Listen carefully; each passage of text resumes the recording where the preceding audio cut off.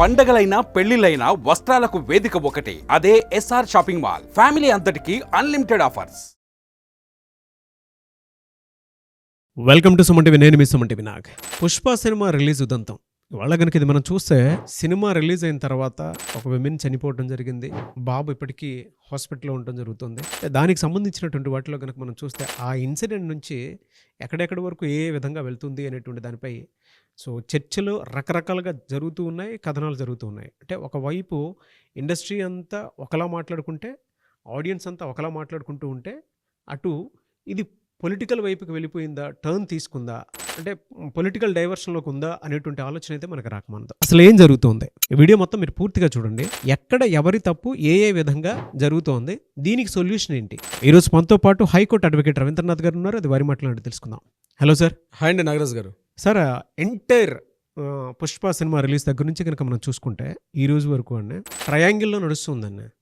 Audience opinion ఒకలా ఉంది, దాంతోపాటు ఇండస్ట్రీ ఒపీనియన్ కొంతమంది స్పందిస్తున్నారు, కొంతమంది కామైపోయి ఉన్నారు. అటు పొలిటికల్గా డైవర్షన్ చాలా క్లియర్గా తీసుకుందా ఈ ఇష్యూ అని అంటే, ఎంటైర్ ఇన్సిడెంట్ మీద మీ ఒపీనియన్ ఏంటి?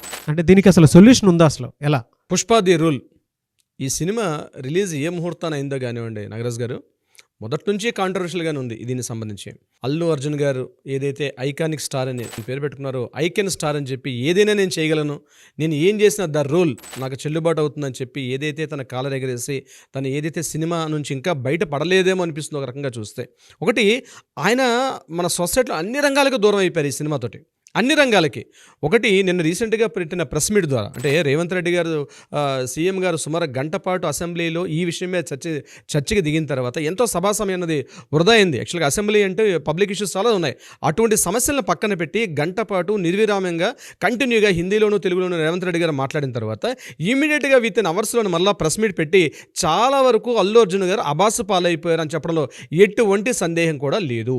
No doubt at all sir. ఎందుకంటే ఒక సీఎం స్థాయి హోదా గల వ్యక్తి ఆ ప్రెస్ మీట్ పెట్టేటప్పుడు కొద్దిగా ఆగి కొద్దిగా ప్రవర్తించుంటే బాగుండేది. ఆ యొక్క ఎవరిచ్చారో గైడ్లైన్స్ తెలియదు, కానీ ఆ గైడ్లైన్స్ వల్ల టోటల్గా ఆయన అబాస్ పాలైపోయారు. లెక్కల మాస్టర్ గారి యొక్క లెక్కలు తప్పుదో పట్టాయి. లెక్కల మాస్టర్ గారు ఎవరు? మన సుకుమార్ గారు. లెక్కల మాస్టర్ యొక్క లెక్కలు తప్పులు బట్టి కేవలం కలెక్షన్లు చూసుకుంటున్నారు తప్పించి సొసైటీలో ఎంత డ్యామేజ్ అవ్వాలో అంతకు 10 రెట్లు డ్యామేజ్ అయితే అల్లు అర్జున్ గారు డ్యామేజ్ జరిగిపోయింది ఆల్రెడీ. దీనికి ప్రధానంగా కొన్ని సమస్యలు వచ్చేటప్పుడు మౌనంగా ఉండడం శ్రేయస్కరం అని పెద్దలు ఊరికనే చెప్పలేదండి.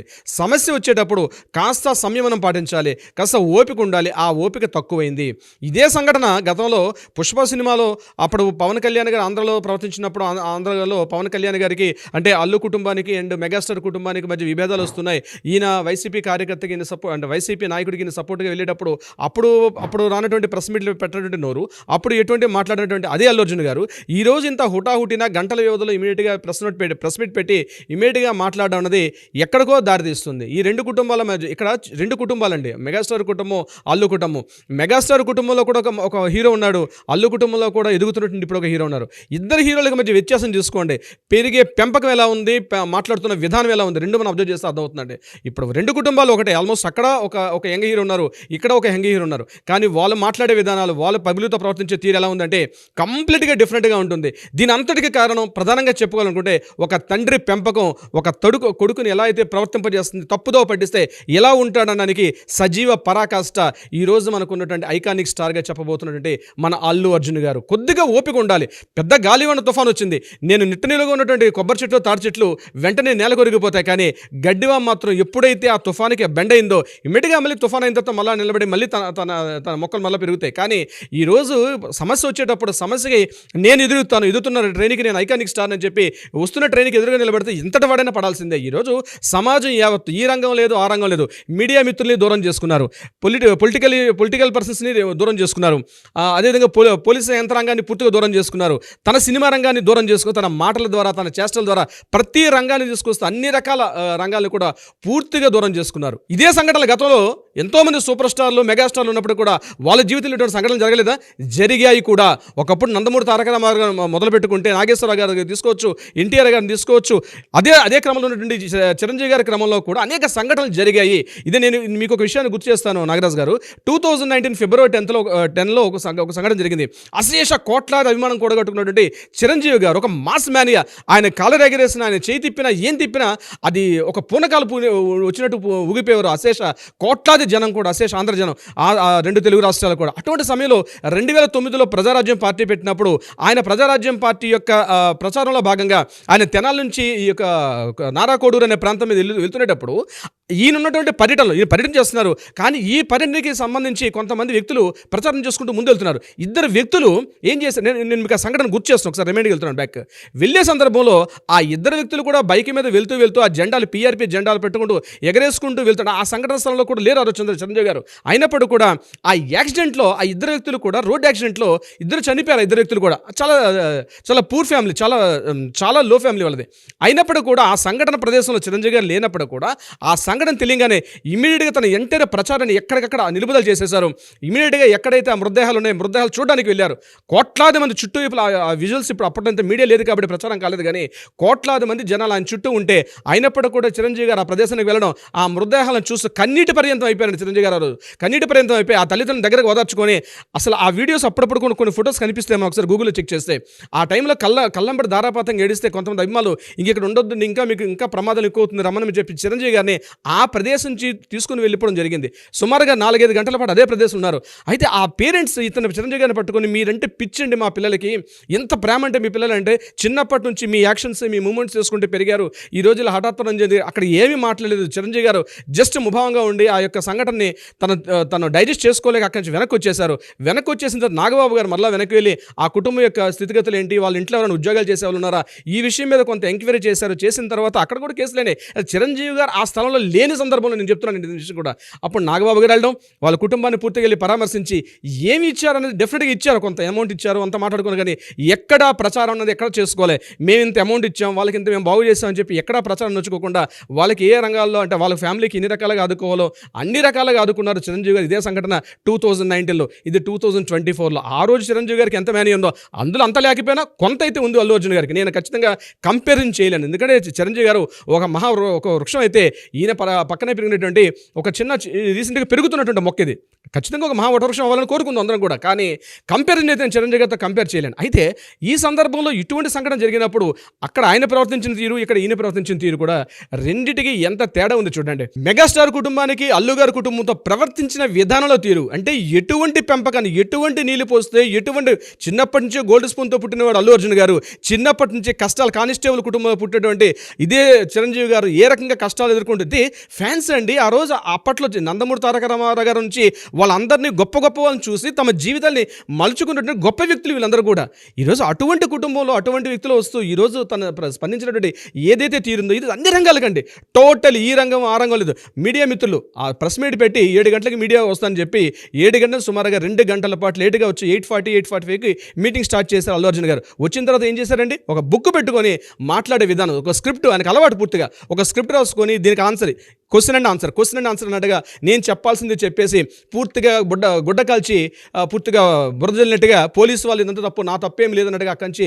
అంతేగాని అందరూ ఎక్కడ పశ్చాత్తాపం కానీ అయ్యో జరిగిపోయింది నేను ఇప్పటికైనా నేను క్షమించమని వేడుకుంటున్నాను ఏముందండి 2-5 అక్షరాల పదం. దానివల్ల ఎంత పెద్ద సమస్యలు కూడా పద్మవ్యూహంలో ఒక అర్జునుడు ఎట్లా అయితే ఇరుక్కుపోయాడో ఆ మాదిరిగా ఈరోజు అల్లు అర్జున్ అంటే పెరుగుతున్నటువంటి ఏదైతే ఒక మనిషి ఉన్నాడో ఈ ఒదిగి ఉండాలన్నటువంటి ఒక కనీస ఇంగిత జ్ఞానం కోల్పోవడం వల్ల లాయర్లకు కూడా దూరం ఏంటంటే మా న్యాయవాదులను కూడా పూర్తిగా గైడెన్స్ తప్పుదో పట్టించారు. ఆ రోజు ఆయన మాట్లాడే మాట ఏంటంటే పూర్తిగా అడ్వకేట్స్ని తప్పుగా నన్ను గైడ్ చేశారు, వాళ్ళు చెప్పడం వల్ల నేను వెళ్ళి కలవలేకపోయాను. ఏ అడ్వకేట్ కూడా చెప్పడండి, లీగల్గా ఏ అడ్వకేట్ కూడా మీరు వెళ్ళి పరామర్శించొద్దని ఏ చట్టాలు చెప్పవు, ఏ న్యాయాలు చెప్పవు. ఈరోజు అడ్వకేట్స్ని కూడా ఆయన తప్పుదో పట్టించారు. ఆయన మా అడ్వకేట్స్ చెప్పారు, మా అడ్వకేట్స్ అంటే ఆయన పేర్లు చెప్పాలటువంటిప్పుడు ఆ అడ్వకేట్స్ పేరు చెప్పకుండా అడ్వకేట్స్ చెప్పారని చెప్తున్నాడు. మా లాయర్లు చెప్పారు. లాయర్లు ఎందుకు చెప్తారండి? ఒక వ్యక్తి మృతదేహానికి మన వృత్తి కన్నా ముందు సామాజిక మానవీయ కోణం ఇంపార్టెంట్. అక్కడ ఒక వ్యక్తి చనిపోతే వెళ్ళి పరామర్శించదని ఏ లాయర్ చెప్తారండి?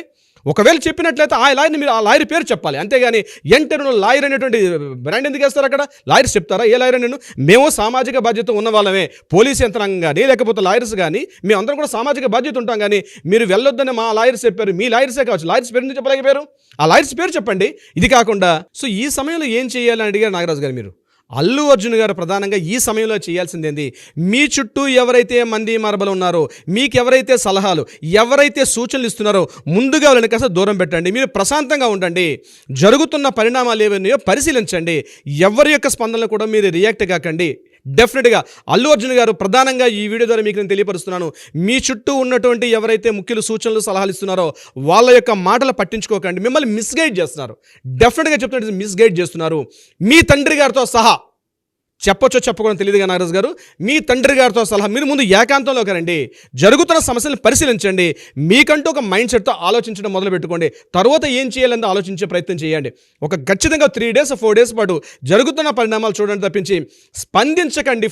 ఫస్ట్ స్పందించకండి. దేన్ని కూడా పరిశీలించండి. మీ ఇంటి పెద్ద మెగాస్టార్ చిరంజీవి గారిని వెళ్ళి కలవండి. ప్రత్యేకంగా కలవండి. మీ సొంత మామయ్య ఆయన వెళ్ళి కలవండి. ఆయన ఒక్కరే సమస్యని పరిష్కారం చూపగలరు. ఎందుకంటే ఇదే సంఘటన రాష్ట్రం జరిగినప్పుడు మహేష్ బాబు అంతటి వ్యక్తి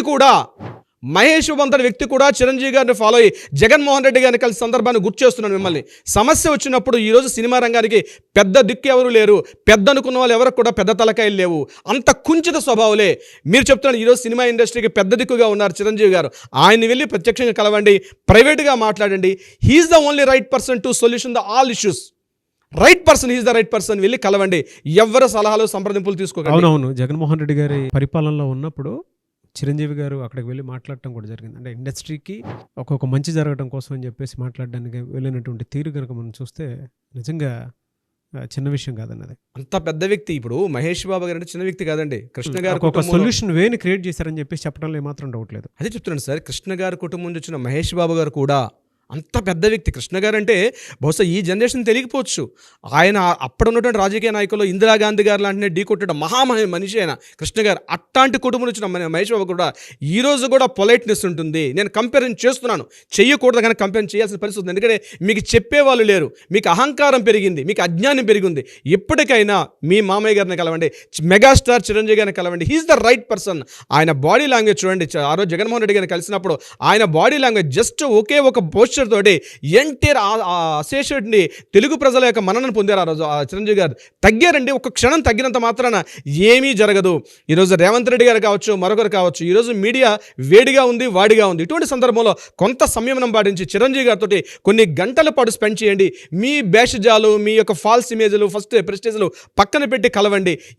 మీకు చాలా మంచి బంగారు భవిష్యత్తు ఉందండి అల్లు అర్జున్ గారికి. ఒక అద్భుతమైన వ్యక్తి ఆయన. ఈరోజు ప్రపంచంలో మిగిలిన సినిమాలతో పాటు ఈ యొక్క పుష్ప సినిమాని కూడా తీసుకెళ్లి కూర్చోబెట్టారు. డెఫినెట్గా ఆయనకి మంచి భవిష్యత్తు ఉంది. కానీ తగ్గడం కూడా ఇంపార్టెంట్. తగ్గేదేనని సినిమా డైలాగులు తన లైఫ్కి వర్తించవు.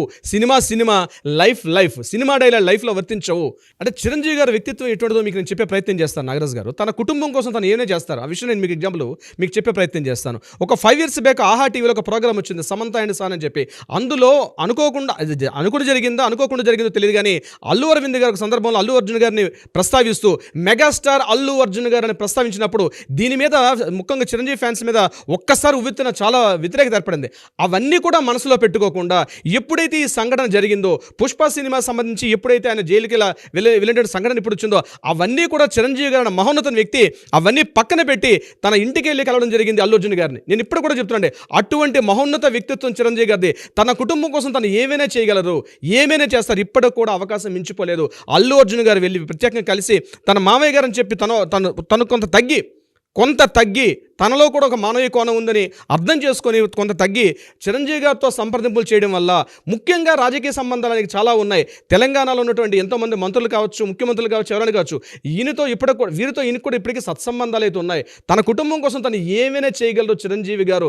బయట వ్యక్తుల కోసం చేస్తారు, తన కుటుంబం కోసం చేయలేరా? అనేక సందర్భాల్లో ఎగ్జాంపుల్స్ కూడా మనకున్నాయి. నేను మీకు ఆ ఎగ్జాంపుల్ చెప్పడం జరిగింది. ఇప్పటికీ కూడా రాజకీయ సత్సంబంధాలు ఉన్నాయి. కాబట్టి ముఖ్యమంత్రి స్థాయిలో ఉన్న జగన్మోహన్ రెడ్డి గారి దగ్గరికి ఆయన చేలో కూర్చున్నప్పుడు చేతులు జోడించి ఆయన ముందు నిలబడి దేహి అన్నట్టుగా మాట్లాడినటువంటి ఆ క్లిప్పింగ్ ఇప్పుడు కూడా గుర్తుపెట్టుకోండి. అల్లు అర్జున్ గారు డెఫినెట్గా ఈ రోజు తన కుటుంబానికి ఇంత విపత్తు వస్తుంది, తన కుటుంబం ఇంత ప్రమాదంలో పడిందంటే ఖచ్చితంగా స్పందిస్తారు చిరంజీవి గారు. మీరు వెళ్ళి మాట్లాడితే, మీరు మాట్లాడకపోయినా వచ్చారు, మీరు జైల్లో ఉన్నారంటే ఇమీడియట్గా వచ్చి మిమ్మల్ని స్పందించారు. అదేవిధంగా ఇప్పటికైనా వెళ్ళి మీరు ప్రస్తావిస్తే ఖచ్చితంగా రాజకీయ నాయకులతో సంబంధాలతో అంటే లీగల్ పరంగా ఏమీ చేయలేకపోవచ్చు. నిజంగా చెప్తున్నాను, లీగల్ పరంగా అల్లు అర్జున్ గారికి పెద్ద ప్రమాదం ముంచుకొచ్చింది పెద్దగా ఏమీ లేదు. పెద్ద ప్రమాదం ఎందుకంటే ఈయన A11 ఈ ఖచ్చితంగా ఇది కోర్టులు న్యాయాలు ఇవన్నీ జరుగుతుంటాయి. అవన్నీ డిఫరెంట్. లీగల్గా ఏం జరగాలో జరుగుతుంది. బహుశా చిరంజీవి గారు లీగల్గా ఏమీ చేయలేకపోవచ్చు. బట్ ఏదైతే ఈ డ్యామేజ్ జరిగిందో రాజకీయ పరంగా, సొసైటీ పరంగా ఏదైతే జరిగిందో చిరంజీవి గారు ఎంటర్ అయితే డెఫినెట్గా నీకు ఒక పులి స్టాప్ పడే అవకాశం మాత్రం ఉంటుంది. ఆ ప్రయత్నం అల్లు అర్జున్ గారు ఇప్పుడే మొదలు పెడితే చాలా మంచిది. నాగరాజు గారు చూద్దామండి ఈ సజెషన్ ఏ మేరకు తీసుకుంటారు అనేది. బట్ ఎనీవేస్ గ్రేట్ సజెషన్ అని చెప్పడంలో ఏమాత్రం డౌట్ లేదు.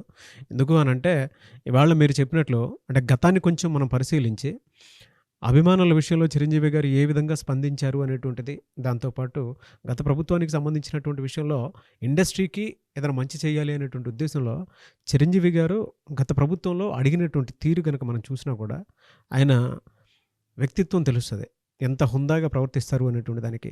అంటే నో డౌట్ 2 తెలుగు రాష్ట్రాల్లోనూ ఆయన చెప్తే ఏ గవర్నమెంట్ వాళ్ళైనా సరే ఆ కన్సర్న్ చూపించేంత స్టార్ డమ్ కానివ్వండి, లేదంటే ఆ హ్యుమానిటీ గ్రౌండ్లో నుంచి ఆలోచించేంత ఇదైతే చిరంజీవి గారికి మాత్రమే ఉంది. అండ్ మీరు చెప్పినట్లు ఈ సలహా సూచనని అల్లు అర్జున్ గారు ఏ విధంగా తీసుకుంటారనేది ఆయన మీద ఆధారపడి ఉంటుంది. చూద్దాం ఏ విధంగా ఉంటుంది అనేది. Anyways thank you so much Ravindranath గారు. Thank you so much Nagaraju గారు. సుమన్ టీవీలో మీ పర్సనల్ అండ్ బిజినెస్ ప్రమోషన్స్ కోసం కింది నెంబర్కి కాంటాక్ట్ చేయండి.